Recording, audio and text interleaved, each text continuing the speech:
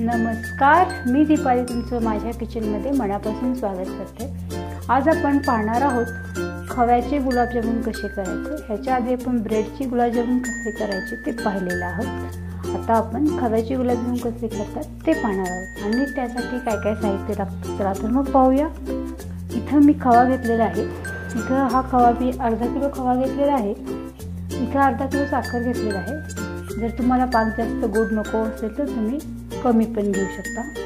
तर हे गव्हाचे पीठ आहे 2 कप, म्हणजे ह्या वाटीने मी 2 वाटी गव्हाचे पीठ घेतलेलं आहे आणि ह्या वाटीने मी 1 वाटी मैदा घेतलेला आहे। आपण मैदा आणि गव्हाचं पीठ एकत्र करून गुलाबजामुन करणार आहोत। म्हणजे गव्हाच्या पिठामुळे काय होतं की आपलं गुलाबजामुन खूप टेस्टी होतं मैद्यापेक्षा पण, आणि मैद्याने आपलं गुलाबजामुनला कलर खूप मस्त येतो, म्हणून आपण मैदा 1 वाटी वापरलेला आहे। आणि पाक करताना आपल्याला इथं थोडंसं लिंबू लागेल आणि चिमूटभर मी इथं सोडा घेतलेला आहे, खायचा सोडा आहे। गार्निशिंग करता मी इथं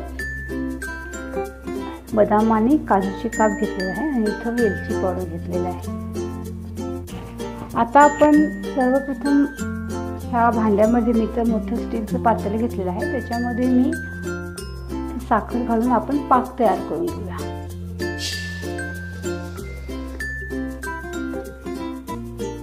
आणि याच्यामध्ये आपण पाणी घालून घेऊया।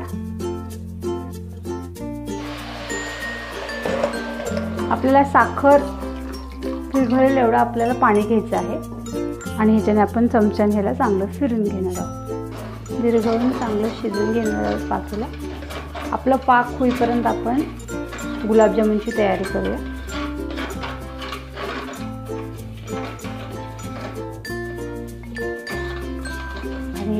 आपल्याला जास्त पक्क पाक नाही करायचं, फक्त हाताला चिटकेल असं आपल्याला पाक करायचा आहे। अर्थात दोन तारी पाक आपल्याला करायचा आहे।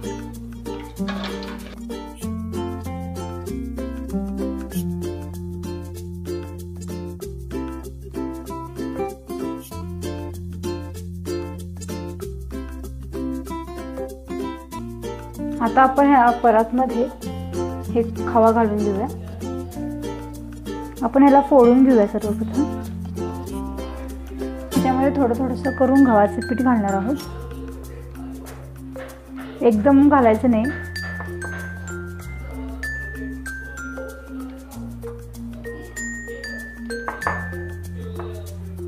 थोडंसं गव्हाचं पीठ आणि थोडंसं मैदा ह्या पद्धतीने आपण घालून घेऊया।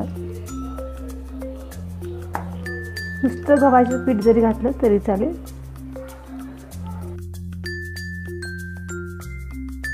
सोडा घालून घेऊया तसंच।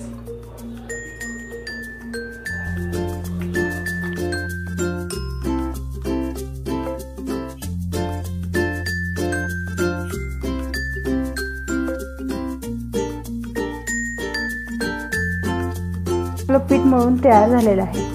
आपला गव्हाच्या पिठामध्ये एवढं पीठ मी राहिलेलं आहे आणि थोडंसं आपल्याला पण थोडंसं राहिलेलं आहे। म्हणजे आपल्या खवामध्ये जेवढं पीठ बसतं तेवढंच आपण पीठ घालायचं, जास्तीत घातलं की आपले गुलाबजामुन व्यवस्थित बनत नाही। मला 5 मिनिट असं रेस्ट करायला ठेवूया। आता हे आपलं पाक झाले का पाहून घेऊया आणि अधूनमधून आपलं पाकाला फिरवत राहायचं आणि जरासं ह्याच्यामध्ये चिकटपणा आला की आपल्याला गॅस बंद करून घ्यायचा आहे।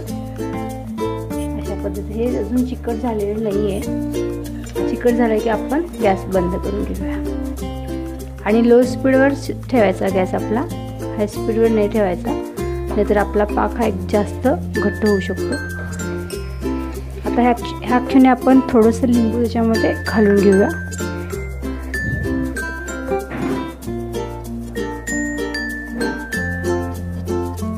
आपण लिंबू टाकलेला आहे थोडंसं, जो साखरेतला कचरा वगैरे असतो तो वर तरंगून येतो अशा पद्धतीने पांढरा, आणि आपण तो काढून घ्यायचा। अशा पद्धतीने जो लिंबू टाकल्यामुळे अशा पद्धतीने आपल्या पाकेवर अशा पद्धतीचा फेस येतो तो आपल्याला काढून घ्यायचा, ज्याच्यामध्ये कचरा पण असतो काढून घ्यायचा। थोडंसंच लिंबू टाकले तर एवढा मोठा फेस आलेला आहे। आता हे आपलं पाक जे आहे ते करून तयार आहे। आणि आपण गॅस बंद करायचा आणि त्याच्या आधी आपण सर्वप्रथम वेलची पूड घालणार आहोत। इथे मी एक छोटा चमचा वेलची पूड घेतलेला आहे आणि ते चांगलं मिक्स करून आपला गॅस आपण बंद करून घेऊया।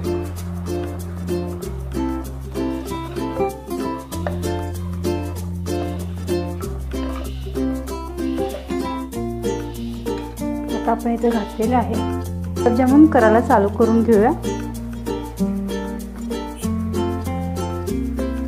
हवे त्या आकारमध्ये तुम्ही गुलाबजामुन लहान मोठे तुम्हाला आवडेल त्या पद्धतीने तुम्ही करू शकता। अशा पद्धतीने आपण गुलाबजामुन सगळेच करून घेऊया।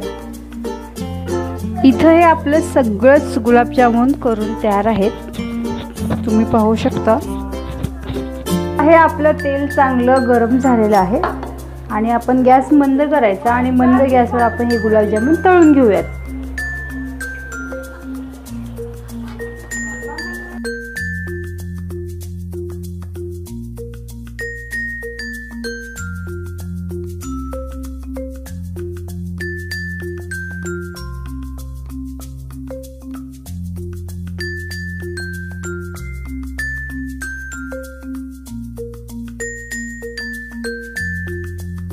आपले सगळे गुलाबजामुन तळून तयार आहेत। आता आपण हे काढून घेऊया एका डिशवर।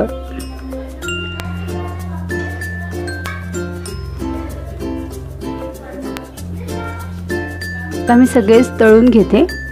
माझे सगळे गुलाबजामुन तळून तयार आहेत। आता आपण गॅस पाकामध्ये घालून घेऊया आणि पाकामध्ये घालताना आपल्याला पाक थोडासा गरम हवा, त्याच्यामुळे मी गरम करायला पाक ठेवलेला आहे।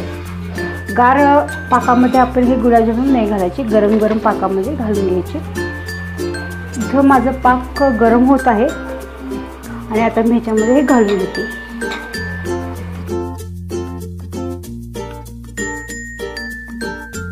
हे किती स्पंजी आहे, आपण फोडून बघूया।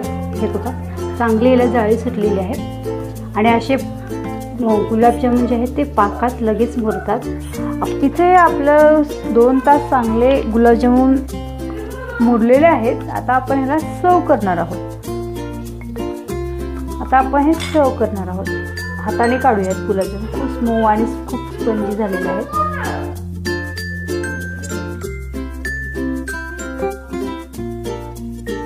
आपले हे गुलाबजामुन करून तयार आहेत। मी पूर्ण 2 तास याला मुरवलेलं आहे आणि मुरवल्यानंतर तुम्ही पाहू शकता कशा पद्धतीने आपले हे गुलाबजामुन मऊ आणि छान झालेले आहेत।